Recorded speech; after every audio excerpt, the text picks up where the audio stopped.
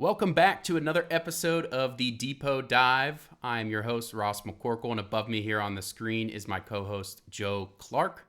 Thank you guys so much for whoever tuned in last week for the first episode. We got some great feedback and all that, so we definitely appreciate it. I do want to plug the number there at the bottom of the screen again. That's 412-254-3145. We didn't get a caller yet, so we're still waiting on the brave first person to leave that voicemail question for us. We would love to answer your questions. Joe, how are you doing today? I'm doing great. How are you? I'm good. You enjoyed a game over there in Boston watching the Sox? Yeah, we finally had some nice weather over here. Nice sunny day. Red Sox bats didn't wake up, but it was a good time opening day. Nice ceremony with honoring the 2004 team, 20th anniversary of them breaking the 86-year curse pregame. So it was a good time, fun environment. Good to be back in Fenway. Nice. Yeah, and I think that was the same day as the Pirates choking there at the was that the same day with Bednar? I th- yeah, I Yeah. think it was. Tough day for our baseball teams there. Yeah. All right, well, we're going to hop into the first topic today, and that's going to be talking about a report from Jason La Canfora talking about the Steelers possibly trading for a wide receiver prior to the draft. Now, obviously, a few weeks back, all of the talk was centered around San Francisco 49ers wide receiver Brandon Ayuk. There's been other kind of wide receiver names linked to the Steelers. Now, I kind of dug back through and just looking at my notes here, just kind of the trade compensation for a lot of these receivers this year has been a little underwhelming. They haven't fetched as much in return as they maybe have in years past. Looking back to 2022, for example, A.J. Brown fetched a first and a third. Tyreek Hill fetched for that draft class, a first, second, and fourth, as well as the next draft's fourth and sixth. Fast forward to 2024, we're looking at Keenan Allen just getting a fourth round pick. Now he is 31 years old. He has a somewhat sizable contract for the team that had to trade for him. Now Jerry Jeudy, only 24 years old, fetched a fifth and a sixth. And then, of course, Deontay Johnson traded from the Steelers to the Panthers just for a late round pick swap, as well as a cornerback, Dante Jackson. So what's your thoughts on the possibility of trading for a wide receiver? Is there a specific kind of threshold of what you'd be willing to give up? And for some of these guys, you would need to turn around and maybe sign them to an extension. Does that deter you from maybe doing a trade? What are your thoughts there? I mean, I think if you can really get a true top talent, you can give up a first, even though the market's not dictating that right now, so you might not necessarily have to. I really think the Steelers' best option when it comes to trading for a receiver is going to be if something goes awry between Ayuk and the 49ers between now and the draft. Because you look at the big name receivers who are going to be contracted after 2025. You have Stephon Diggs is already off the board. Keenan Allen's already off the board. They're not going to get T. Higgins from Cincinnati. They won't trade him in the division. Amari Cooper is another. He's not going to get traded. So it's a lot of. You look at the market right now. These teams that maybe would consider trading. Let's say Chris Godwin from the Tampa Bay Buccaneers. They just paid Mike Evans, but why would they give up Godwin for pennies on the dollar and they still can compete this season? Then even next season, I don't think DK Metcalf's going anywhere. The Commanders already said Terry McLaurin's not going anywhere. Then it's you kind of get into the guys who will have their fifth year option picked up. Chris Olave. Garrett Wilson, you have Debo Samuel, he's not going anywhere. DJ Moore, so you just don't have a ton of options, I think, as it stands right now to really make that splashy receiver move. And then why would you trade for, your run of the mill number two wide receiver and you can just draft a guy? So the feasibility of it right now of making, a move that La Canfora talked about, he said it could go all the way up until the Steelers are on the board at 20. I just don't think it's that high unless something happens with Ayuk and the Steelers and 49ers can work something out. And then obviously, yeah, the Steelers would have to turn around and pay him going forward, which I don't think it's a hindrance. I think Ayuk's a very good receiver. He's a very talented player, would be a huge asset to this passing game. So I'd give up, yeah, I'd give up a substantial package for him and extend him because I think he's somebody that could really push this offense over the edge. But I mean, there's really no other options out there that really seem realistic that would, be a true, top guy that's even a little bit exciting for the Steelers. So yeah, they might be trying, but I just don't think anything's going to come to fruition. Yeah, and I do want to point out, I mean, obviously teams will say that they're not going to make these players available for trades. I think A.J. Brown, who we talked about a kind of look back to 2022. I think some of the chatter was the Titans saying that they were not looking to trade him. Mike Vrabel, I remember saying something like that. So, I mean, some of these guys who might not be available, teams aren't going to often make them openly available because then people know that you're trying to trade them, and then maybe the value of the trade isn't as good as you could get. But point taken there. Just some quick hit names that I was kind of digging through. Some of them have kind of connections to either, Russell Wilson or Arthur Smith, one or both. I know Alex Kozora last night in our chat was talking about A.J. Brown. Now, there's been no reports or anything of that nature saying that he's even available. But you look at the Philadelphia Eagles, and I think they're currently trying to pay Devonta Smith. And so, I mean, do you think that that's a possibility? Could A.J. Brown reunite with Arthur Smith?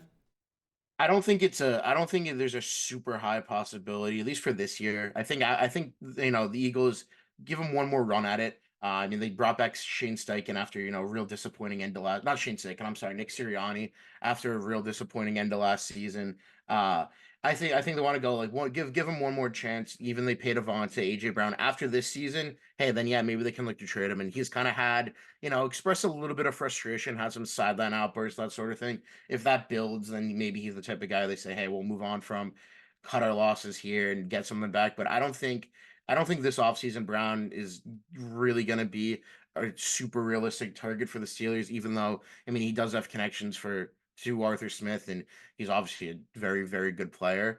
But I don't really see the Eagles being super motivated to trade for him. And if they are, I think it's going to take more than I think Pittsburgh would be willing to give up, especially given what they're going to have to pay Brown over the next few years.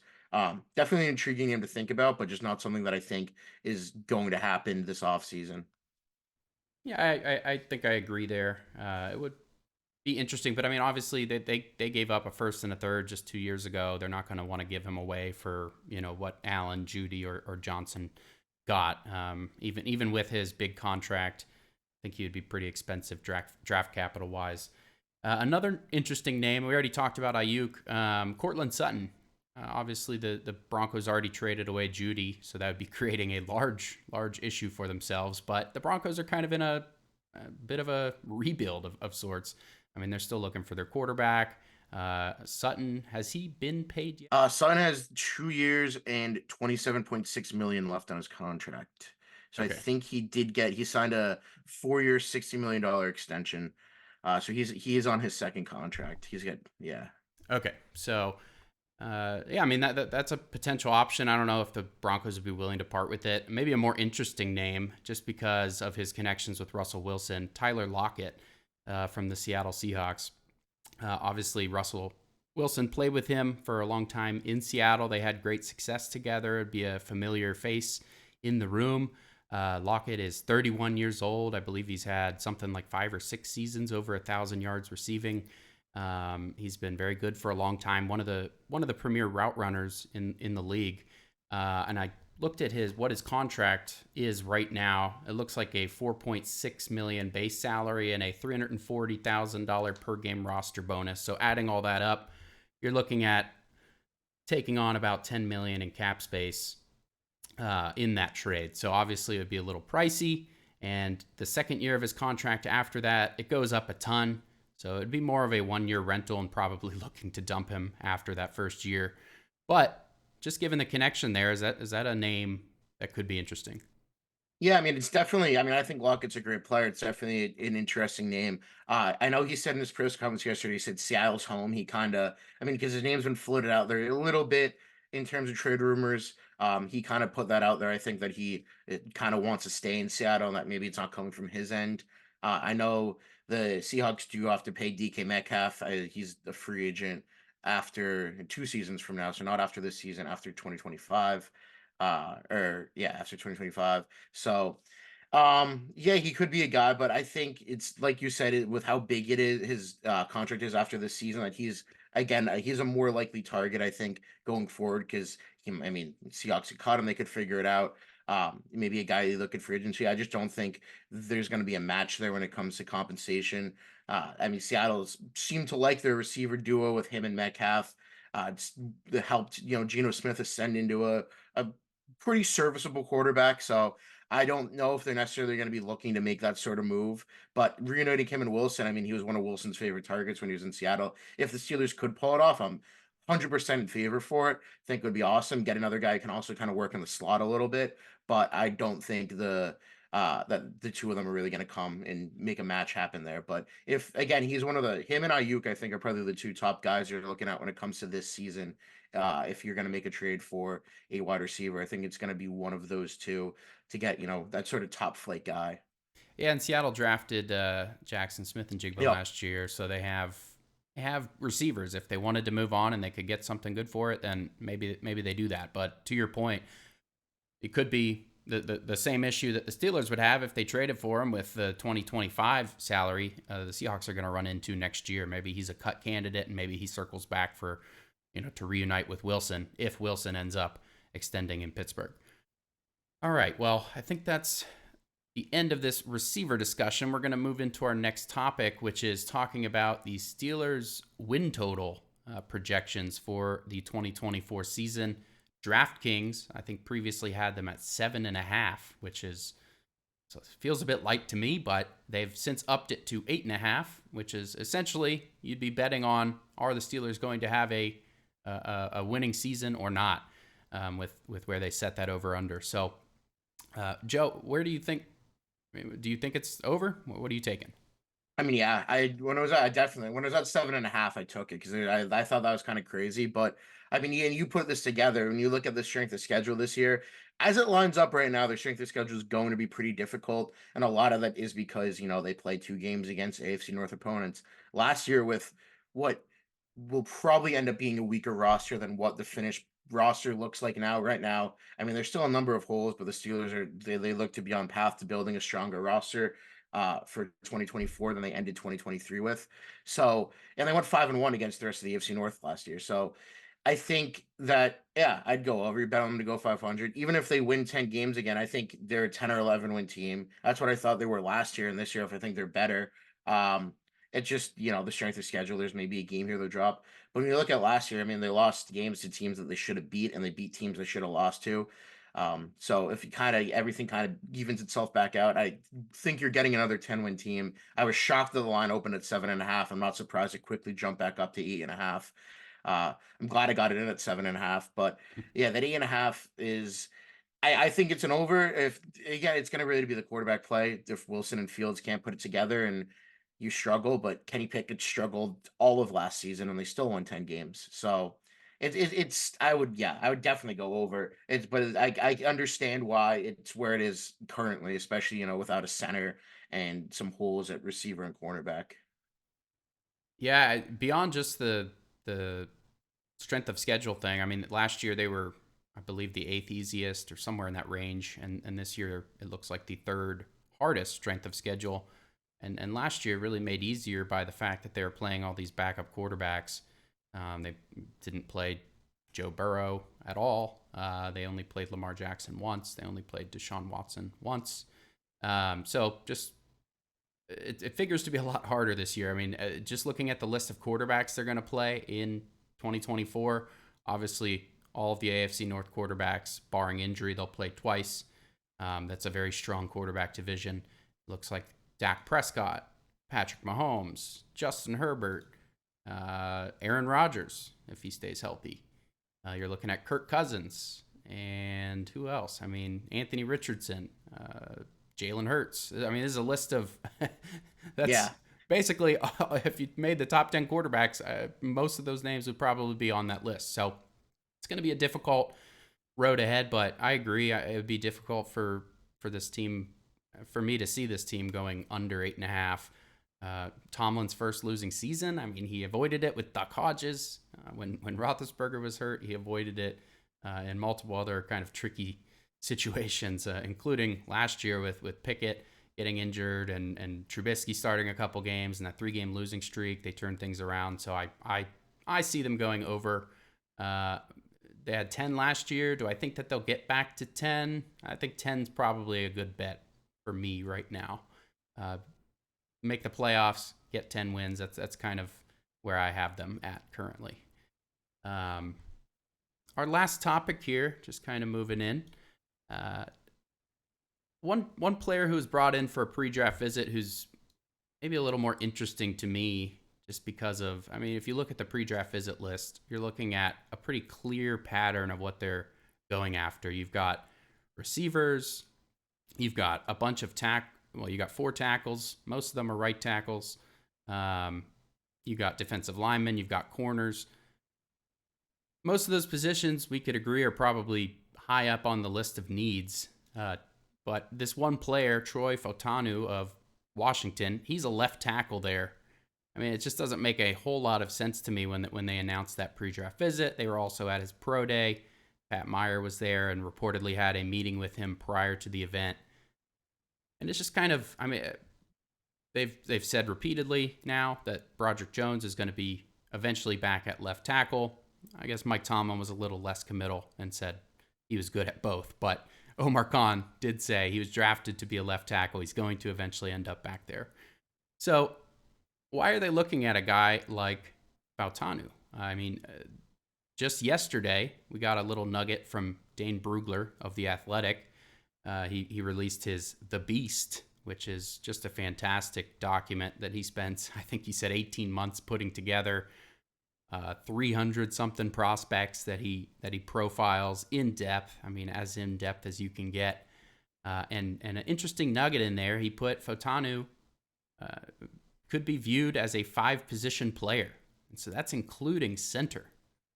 Now, obviously, the Steelers really haven't looked at too many guards, which is kind of where a lot of people have been talking about Fautanu maybe transitioning to in the NFL at 6'0", so he's 6'3" and 6'8", 317 pounds, 34.5-inch arms. His arms are just a little too short to play tackle at the NFL level. I mean, I think he could do it. He obviously showed he could do it at Washington. He was very, very good player there, but the history of players with that arm length in the NFL, they typically kick inside to guard. Is this a guy that could be looked at as a sneaky center prospect for the Steelers? And is that why maybe they've shown that interest in him? Yeah, so the last tackle I think that was measurable was I went in the first round was Isaiah Wynn by the Patriots. Injury issues just wasn't really great there. Now he's in Miami, and I really don't think anybody can look at Furtanu as a good tackle option to take him in the first round. So yeah, guard or center. Pittsburgh doesn't need a guard. They do need a center. One thing that I do think might scare him off is the last time they took a player with limited center experience was Kendrick Green and tried to make him a center, and that was a disaster. Obviously, Fatanu is a much more polished prospect, but do they really want to take this guy early to have him play center when he hasn't necessarily had a lot of reps there as a starting left tackle at Washington? So having him, teaching him to kick him inside in a season that's going to be so important with the playoff drought, they're sick of it. Do you really want to bring in a guy who's still learning the position to play center? Do I think they could view him as a center prospect and that's why they want to get to know him more? Absolutely. And I think he's a very talented guy. Great, gonna probably go in the first to somebody maybe who needs a guard or early in the second. But I don't know if it's a risk the Steelers are going to be willing to take him and have him as a center. But given that Meyer was at the Washington Pro Day, also Roger Rosengarten's a tackle prospect at Washington that I'm sure he was there to watch, and they're bringing him in to get to know more about him. There's a clear level of interest, so they very well could be interested in it, but with so many pure centers also available in this class, it just seems like something that might be a little bit risky. But like Graham Barton, the versatility is super intriguing, and if he doesn't work out at center, then hey, maybe you kick him out to guard. James Daniels, free agent after the season, maybe he's your replacement there if things don't work out. But taking him and relying on him to be a center is just something that I don't know if they're going to be willing to risk. Yeah, it'd be something that would be more feasible if they had landed a guy like Mitch Morse in free agency. I mean, we've talked about this last week. Obviously, they could still bring back Mason Cole as an option, and maybe if Fautanu, if they really do like him as a possible center, maybe they do bring back a guy like Cole. And yeah, I mean, Fautanu, if things don't work out at center, I think he'd make a pretty strong guard. I mean, I think in Dane Brugler's The Beast, he was the number 8 or 9 overall prospect in the draft. So this is a guy we're talking about, very talented.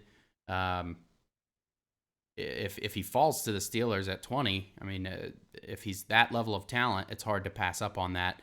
And I don't want to make it out like they don't they only bring in players for pre-draft visits that fit their immediate needs, because they did obviously bring in quarterback Michael Penix Jr. from Washington. They also brought in running back Dylan Johnson from Washington. So they brought in some of these guys who aren't really urgent needs. Maybe they're guys they just have interest in for down the line or whatever that might be.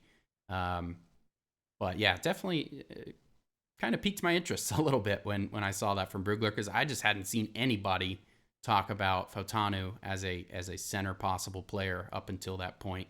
And yeah, with Graham Barton, a player like him, he obviously has the experience there back in 2020 in his freshman season. So it's less of a projection. It's still a little bit of a projection since he hasn't played it for a few years, but it's less of a projection because you've actually seen it.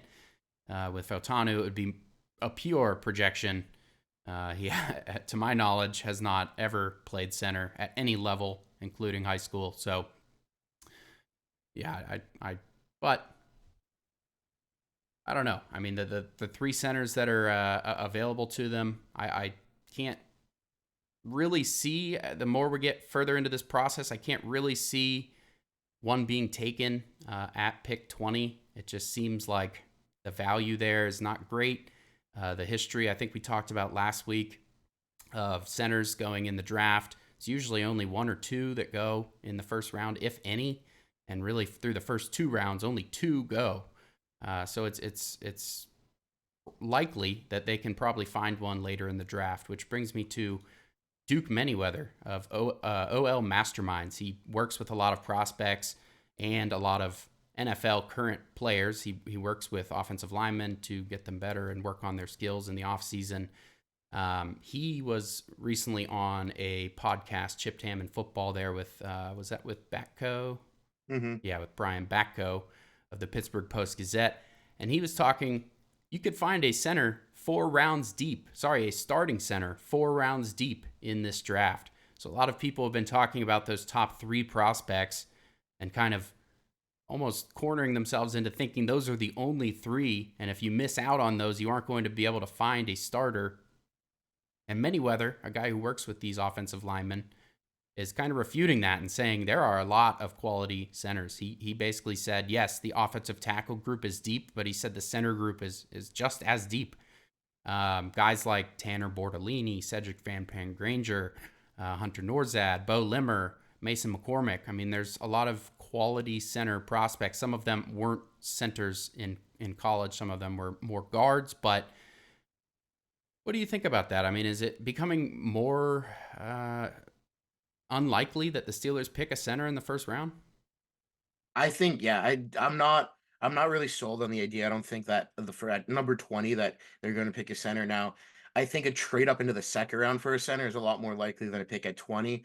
I'm not really sure I want to put a percentage on either of those happening, but we could see, theoretically, we could see a run on centers happen in the second. I wouldn't be surprised if Jackson Powers Johnson fell to the first. I know Chad Reuter's mock draft had him falling to the Steelers at, in the with their second round selection, which would be a pretty steep fall given where he's been mocked for the majority of this process. But I mean, there are rumors that his stock's been falling, that the center class, and that brings down, the center class as a whole. So yeah, at number 20, I don't think a center is really going to be the pick.